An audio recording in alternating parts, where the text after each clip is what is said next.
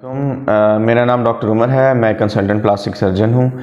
आज मैं आपको बताऊँगा कि प्लास्टिक सर्जरी क्या है और इस जो है ख़ास शोबे से कौन लोग फ़ायदा उठा सकते हैं। तो प्लास्टिक सर्जरी जो है वो एक ऐसी फील्ड है जिसके अंदर जिस्म का कुछ हिस्सा लेके और दूसरा हिस्सा जिसमें कोई खुदा ना खास्ता नुक्स पैदा हो गया है, बेशक पैदाइशी या कोई चोट या एक्सीडेंट के बाद, उसको दोबारा हम बनाते हैं। तो प्लास्टिक का मतलब है मोल्ड करना, ठीक है, और ये एक ग्रीक जो है वो लफ्ज़ है। तो ब्रॉडली अगर हम कैटेगराइज करें तो ये दो चीज़ें इसमें आती हैं। नंबर 1 कॉस्मेटिक सर्जरी और नंबर 2 रिकंस्ट्रक्टिव सर्जरी। जो ज़्यादातर लोग थ्रू मीडिया और सारा कुछ जानते हैं वो है कॉस्मेटिक सर्जरी।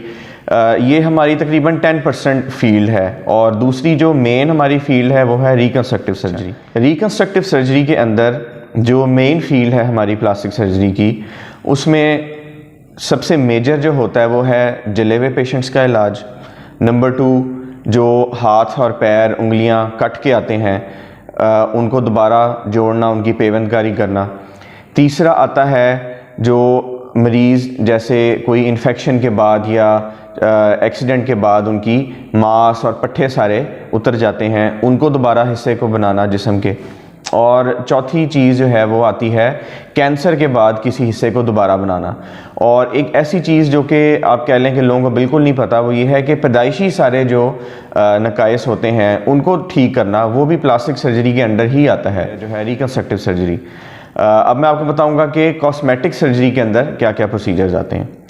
तो कॉस्मेटिक सर्जरी के अंदर सबसे जो मोस्ट कॉमन है वो तो है जी हेयर ट्रांसप्लांट हो गया, उसके बाद टमी टक जिसे कहते हैं कि पेट की चर्बी वो निकलवाना, लाइपोसक्शन हो गया, चोट वगैरह के बाद या पैदाइशी जो नाक टेढ़ा होता है उसको ठीक कराना जिसे हम राइनोप्लास्टी कहते हैं, और इस तरह के दीगर जो कि प्रोसीजर्स खूबसूरती के लिए जो होते हैं वो सारे कॉस्मेटिक सर्जरी के अंदर आते हैं।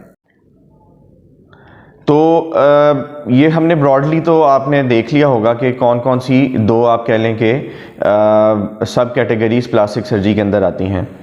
एक चीज़ जो बर्न से रिलेटेड मैं आप लोगों को कहना चाहूँगा कि प्लास्टिक सर्जरी में बर्न का ना सिर्फ इलाज इमीडिएट ट्रीटमेंट भी है बल्कि उसके जो सीक्वेलें हैं, जिससे कि जैसे आप देखते हैं कि जो है कुछ मरीज़ों का जलने के बाद हाथ और पैर जो है वो मुड़ जाते हैं, सिकुड़ जाता है मांस, चेहरे वगैरह ख़राब हो जाते हैं। तो इन सारी चीज़ों का भी ट्रीटमेंट प्लास्टिक सर्जरी के अंडर ही आता है। और जो जिस तरह मैंने बात की कि जो बच्चों के पैदाइशी नकाइस और वो है, इसके अंदर सारे हम देखते हैं कि जो होंठ और तालू कटे होते हैं, ये बच्चे बेचारे बहुत ज़्यादा आप कह लें हमारी तवज्जो का भी डिमांड करते हैं तवज्जो, और साथ साथ इनका ट्रीटमेंट जो है वो बहुत आप कह लें कि लेंथी होता है इन टर्म्स ऑफ स्टेजेस। तो ये सारी चीज़ें प्लास्टिक सर्जरी के अंडर ही आती हैं। लोग ज़्यादातर हमारे पास उनको पता नहीं होता कि है क्या प्लास्टिक सर्जरी, और इसके अंदर शायद कॉस्मेटिक सर्जरी ही आती है, और आप कह लें कि बहुत लेटर एज में प्रेजेंट करते हैं जब उनकी वजह से बहुत ज़्यादा मसला हो चुका होता है, हड्डियाँ टेढ़ी हो चुकी होती हैं या तालू का बहुत टेढ़ा सुराख हो चुका होता है, या उसकी खाने पीने ना सही होने की वजह से उसका कद छोटा रह जाता है बच्चे का, जिसका होंठ और तालू कटा होता है।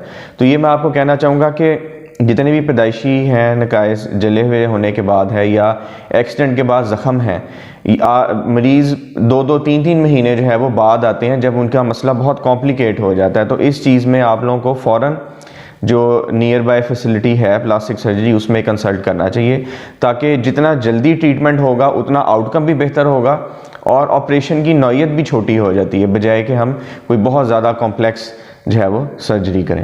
उम्मीद है आपको हमारी वीडियो अच्छी लगी होगी, और जो प्लास्टिक सर्जरी के बारे में जो शक होते हैं या पता नहीं होता कि इसमें क्या होता है, वो ख़ासी चीज़ें आपकी क्लियर हो गई होंगी।